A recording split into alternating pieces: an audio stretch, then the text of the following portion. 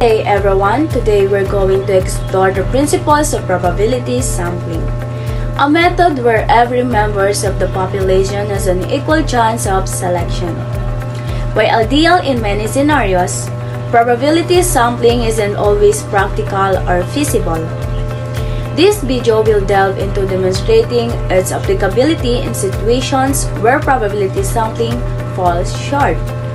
We will examine various non-probability techniques and explore when each is most effectively employed.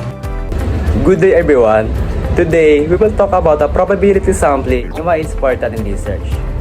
Probability sampling is a method used to select a group of people from a population in a fair and random way. This means that everyone has equal chance of being chosen, which helps the results more accurate and reliable. These are the different types of simple random sampling. First, simple random sampling. In simple random sampling, every individual in the population has equal chance of being selected, like drawing names from a hat. Next is stratified sampling. The population is divided into smaller groups based on characteristics, such as age or gender. The samples of the population are taken from each group. Next up, systematic sampling. In systematic sampling, the individuals are chosen at regular intervals from a list, such as selecting every 5 persons from the group. And lastly, cluster sampling.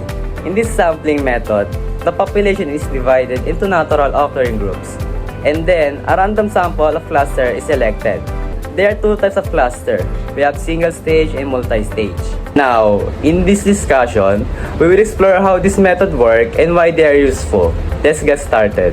Simple random sampling is a way of selecting of a group of larger population where everyone has an equal chance of being chosen. It's like picking name out of fishbowl. Completely fair and unbiased. This method is widely used in research and survey to get a sample that truly represent the whole group. To do simple random sampling, you first define your population. Then, you decide how many people or items to include in your sample. Each person or item is assigned a unique number. In the random selection process, like a lottery, a random number generator, or a table of random numbers, is used to pick the sample. Once selected, the data is collected and analyzed to make conclusion about the whole population. The main goal of simple random sampling is to eliminate bias, ensuring that every individual has an equal chance of being chosen. This makes the result more accurate, fair, and reliable. And now I will discuss stratified sampling. Number 1, I'm gonna describe the stratified sampling process and its purpose. So, what is stratified sampling? Stratified sampling divides a population into subgroups or strata based on shared characteristics. A random sample is then drawn from each stratum with the sample size from each stratum proportional to the stratum size and the overall population. This ensures representation from all subgroups. The main purpose is to reduce sampling error and increase the precision of estimates, especially when significant difference exists between subgroups. A simple random sample may not adequately represent all subgroups, leading to those biased results. Number 2, I'm gonna explain how strata are formed and give practical examples. So, strata are created by identifying characteristics relevant to the study that divide the population into meaningful homogeneous. These characteristics should relate to the variable being studied. The strata should be internally homogeneous or similar within each stratum, but heterogeneous between strata different from other strata. Here are the samples. Samples 1. Student survey. So survey student satisfaction with university services. Strata could be defined by student year, freshman, sophomore, etc. or major, science, humanities, etc. This ensures representation from each student group. Example number 2. Market research. Studying consumer preference for new product might involve stratifying by age, group, income level, or geographic location to tailor marketing strategies to specific demographics. Sample number 3. Environmental study. Assessing pollution in a lake could use strata based on lake section, near shore, middle, deep water, or depths. This provides a more accurate pollution assessment across varying conditions. In each example, the strata are chosen to reflect K difference within the population that might influence the variable being studied, leading to a more accurate and representative example. Systematic sampling is a method where you select every K person from a list of the population.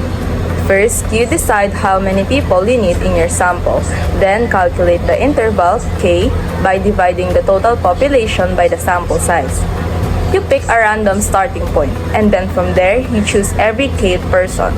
For example, if you have a population of 1,000 and need 100 people or sample, you would select every 10 person after choosing a random starting point. The main advantage of this method is its simplicity. It's easy to set up and can save time, especially when you have a clear list of people to choose from. It also ensures a spread across the population, which can be helpful if the list is ordered in some way. However, there are a few downsides. If the list has a pattern like a certain traits repeating every few people, you might end up with a biased sample. This could make your sample less representative of the population. Also, if the population is disorganized or random, this method might not work well and could miss out on important diversity. Cluster sampling efficiently studies large geographically spread populations by dividing them into smaller, naturally occurring groups or clusters. Researchers randomly select clusters and collect data from all or a subset within each. This involves defining the populations, creating internally diverse but externally similar clusters, randomly selecting clusters, and then collecting data either from everyone in the chosen clusters and a random subset. Cluster sampling is cost-effective and useful in market research, social surveys, and health research and education.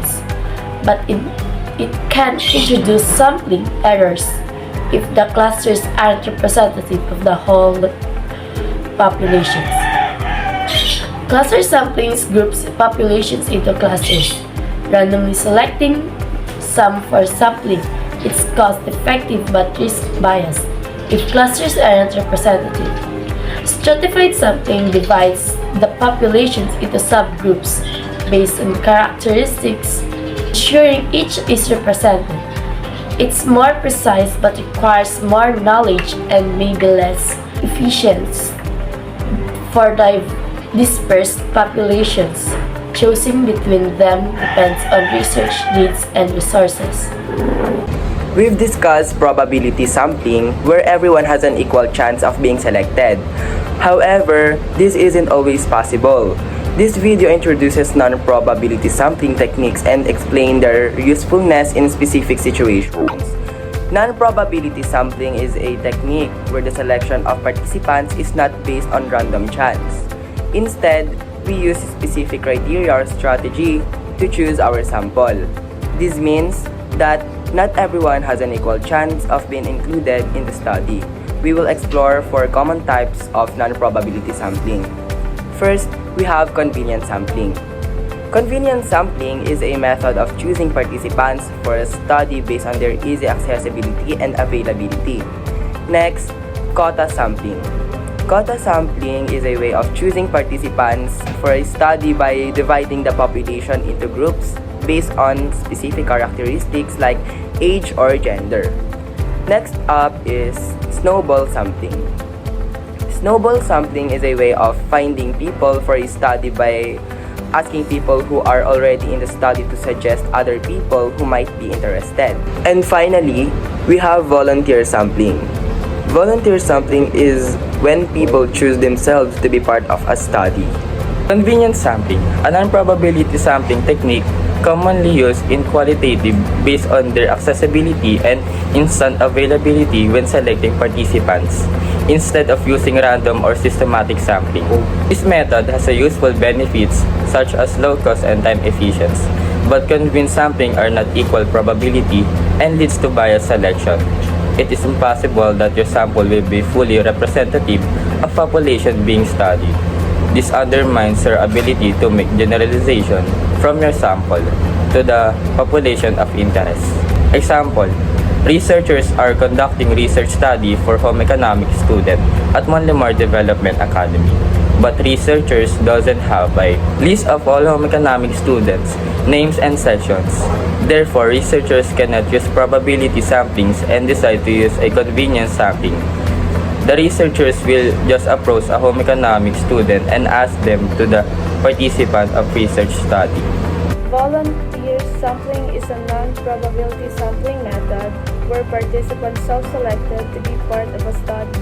Instead of researcher randomly choosing individuals, people voluntarily decide to participate, often in response to advertisement, online surveys, or open invitation. This method is commonly used in psychological study, online research, and social science due to its ease of implementation and cost-effectiveness. Imagine a university psychology department must want to study student stress level during exam. They send out an email inviting students to participate in the study, explaining that volunteers will complete a survey about their mental health and coping strategy. Only those who are interested and willing to participate respond and join the study. Bias in volunteer sampling refers to a distortion in research result that occurs with individuals who choose to participate differs significantly from those who do not. This can lead to unrepresentative data as volunteers certain characteristic, opinions, or behavior that knew that findings. Volunteer sampling ethical refers to ensuring that participants are treated fairly with respect and their rights are protected. This includes obtaining informed consent, maintaining confidentiality, and avoiding coercion or exploitation. Snowball sampling is a way of finding people to study, especially when they're part of a group that's hard to access. Instead of randomly choosing participants, the researchers start with a few people called seeds and ask them to refer others as more people are brought in. The sample grows like a snowball rolling down the hill. This method works well for studying groups that are not easy to find, such as people who experience homelessness or belong to niche social circle. For example, if a researcher wants to learn about the experience of people who've been homeless, they might start by talking to someone at a shelter. That person could then refer them to others who've been in similar situation. And the sample keeps growing. This method could also use for more unique groups, like people who share a rare hobby or belong to a small religious community. However, there are some challenges because participants refer people they know. The sample can become biased and it might not represent the whole group. If the first few participants are from one specific social circle, most of the sample will likely come from the circle too. Also, since the sample isn't chosen randomly, it's harder to say that the result apply to the whole population. There are also some ethical issues to consider. The people being studied might be part of a sensitive or stigmatized group, so it's more important to make sure everyone's privacy is protected. If the first participants are not comfortable referring others, it could slow the process down. Despite these challenges, snowball sampling is a helpful tool for reaching groups that would be difficult to study otherwise, as long as researchers keep the limitation in mind. Quota sampling is a non-random method where people are chosen based on certain traits, like age or gender, to match specific quotas. The researcher keeps selecting participants until each group has enough people to meet the present quota. These quotas are set based on the traits of the population. For example, if a study wants to reflect the general population, it might set quotas for men, women, and various age groups. When compared to stratified sampling, both methods aim to represent different subgroups. However, in stratified sampling, people are randomly picked up from each group, making it more reliable. In quota sampling, people are selected based on convenience, so it's quicker but less precise. Hello everyone! Over the course of our discussion, we covered multiple sampling techniques, each which is strengths and limitations. Now let's summarize what we learned and discuss how to choose the right sampling method for research. Recap of sampling methods. Number 1, convenient sampling, quick and easy but prone to bias. Number 2, volunteer sampling, participants self-select which create biases. Snowball sampling, useful for hard-to-reach population but may lead to non-random results. Number 4, quota sampling, ensures subgroup representation but lacks randomness.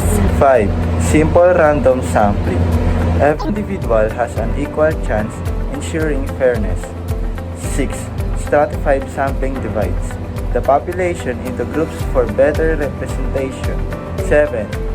Cluster sampling selects the entire groups instead of individuals, making it cost-effective. 8. Systematic sampling chooses every element, balancing simplicity and randomness. How to choose the right sampling method? Define your research goals. What data do you need? Consider time and resource. Some methods are more time efficient than others.